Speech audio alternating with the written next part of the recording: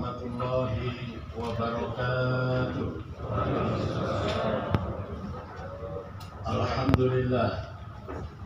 Alhamdulillahilladzi ja'ala lana silatul arham bainal ana. Wassalatu wassalamu ala sayyidina Muhammadin sayyidil jinni wal insan wa ala alihi wa ashabihi alladzina kanu ahla syirki wal iman. Qala Allah ta'ala fi kitabihil karim, a'udzu billahi minasyaitonir rajim. Bismillahirrahmanirrahim. Innamal mu'minuna ikhwah fa aslihu bainakum al-ayah. Wa qala an-nabiy sallallahu alaihi wasallam, al-mu'minu lil mu'min kal dunya yashuddu ba'duhum ba'da.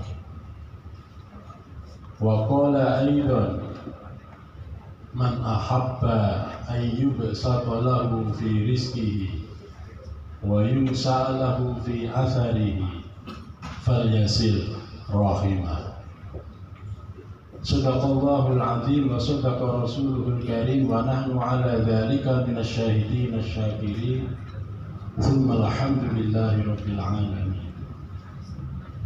Hadratal mukarramin wal mukarramat, para alim ulama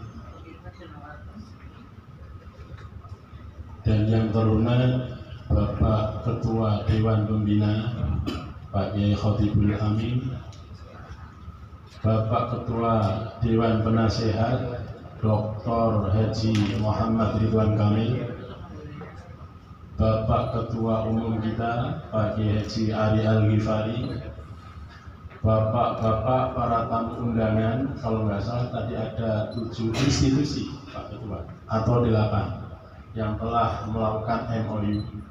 Wilujeng Sumbing, ahlan wa sahlan, selamat datang para bapak-bapak, baik tadi dari luar kota Jakarta ataupun dari kota-kota yang lain. Para ketua Korda sekabupaten kota yang ada di Jawa Barat, para tamu undangan, hadirin hadirat, sayyidati sadati, ashabi wa zumalai fa ya ayyuhal hudur.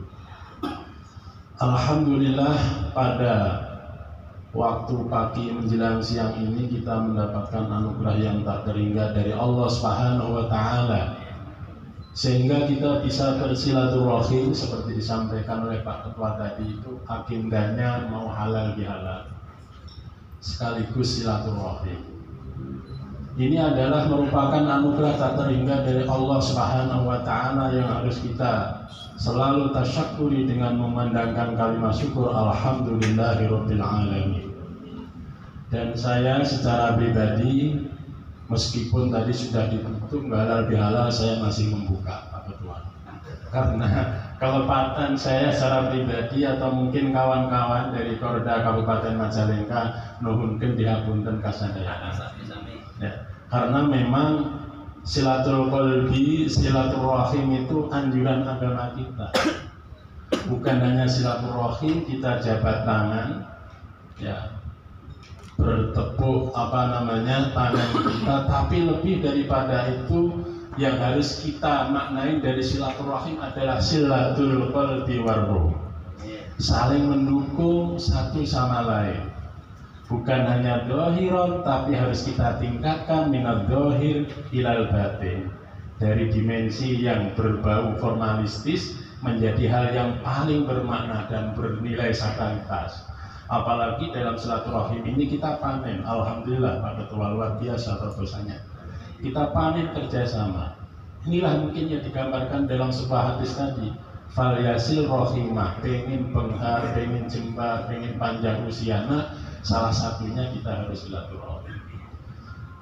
Tentunya para bapak, para ibu, kita juga tidak lupa membaca sholawat kita haturkan ke baginda Rasulullah Muhammad Sallallahu Alaihi Wasallam. Dengan penuh harapan apa yang kita laksanakan pada waktu hari menjelang siang ini adalah termasuk apa yang beliau sabdakan tadi dalam sebuah hadis yang telah saya sebutkan. Ya, banyak hadisnya tentang silaturahim. Ya.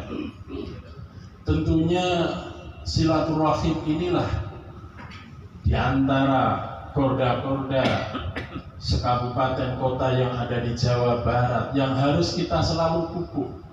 Indonesia dibangun dari adanya silaturahim, dari Sumpah Pemuda dan lain sebagainya. Apalagi kita ini terhimpun dalam forum pemberdayaan pesantren yang ada di Jawa Barat.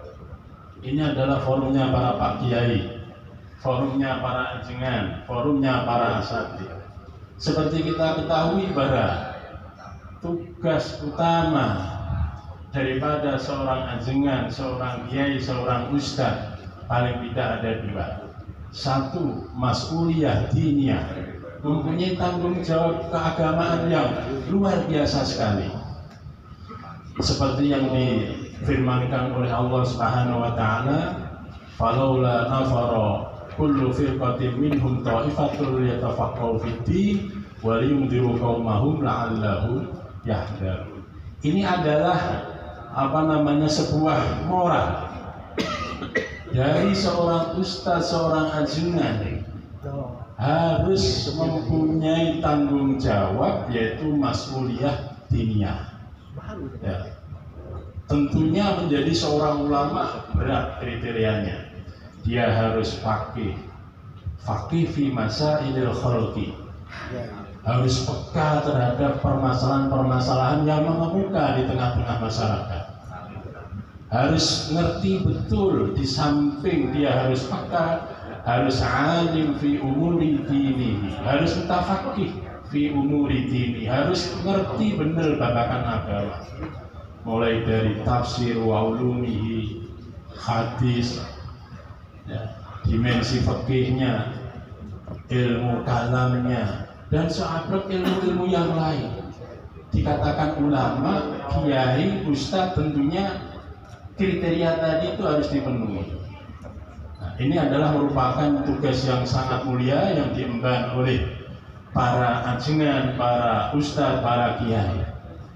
Yang kedua, seorang para ketua korda yang terhimpun di dalam FPPU ini mempunyai mas'uliyah watoniyah, mempunyai tanggung jawab urusan kemasyarakatan, seperti yang termaktub dalam lintas sejarah bagaimana kontribusi orang-orang tua kita, para leluhur kita yang telah berkontribusi secara ikhlas, secara tulus, secara apik dipraktekkan dalam sejarah, yaitu ikut berkontribusi mendirikan NKRI ini.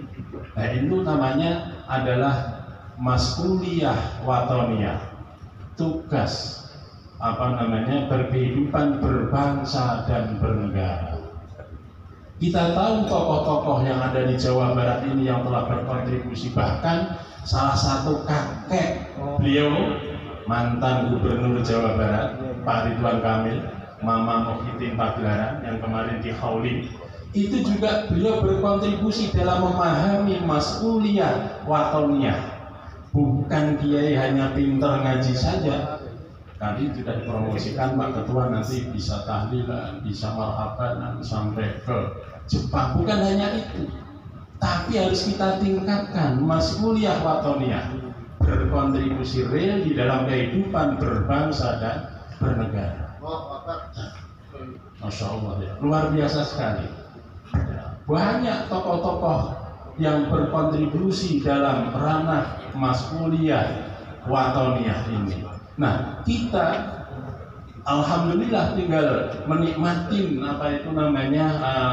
kebebasan, kemerdekaan. Tentunya harus sinkron dengan apa yang telah diletakkan dasar-dasarnya oleh para founding fathers kita, yaitu tercapainya Indonesia yang adil dan makmur. Nah, ini yang menjadi salah satu tugas kita. Dan tugas itu zaman era sekarang ini, kontribusi nyata para ajengan itu sudah diabadikan. Salah satunya menjadi Hari Santri. Terus kemudian muncul Undang-Undang Nomor 18 Tahun 2019, dan alhamdulillahnya di Jawa Barat adalah provinsi yang pertama kali menelurkan apa itu namanya Perda Pondok Pesantren, zamannya Kang Ridwan Kamil. Ya, selamat kali. Semoga menjadi amal jariah kita semua. Wabil khusus memangku apa itu namanya kebijakan. Nah, dari situlah kita akhirnya mendapatkan cipratan-cipratan, percikan-percikan dari apa itu namanya undang-undang tersebut. Undang-Undang 18 tahun 2019. Memang ya, undang-undang itu terlalu luas. Paling tidak yang perlu kita perhatikan dalam ranah pondok pesantren, fungsinya adalah sebagai lembaga pendidikan, lembaga pemberdayaan umat. Yang ketiga adalah sebagai lembaga dakwah. Untuk yang poin pertama tentang lembaga pendidikan, alhamdulillah dengan adanya undang-undang itu lalu ada turunan, ya, diturunkan, sehingga kita ini mendapat payung hukum yang dulunya ketika di Pemprov itu agak grogi karena nggak punya payung hukum untuk memberikan hibah ke pondok pesantren. Dengan adanya turunan undang-undang itu, alhamdulillah pondok pesantren se-Jawa Barat sudah pada dapat. Kalau belum dapat, datang aja ke Kang Erik, Kang Ari, ya Pak Ketum, saya belum dapat hibah nih, ya nanti akan diutak-atik ya. Semoga aja bisa masuk. Ya.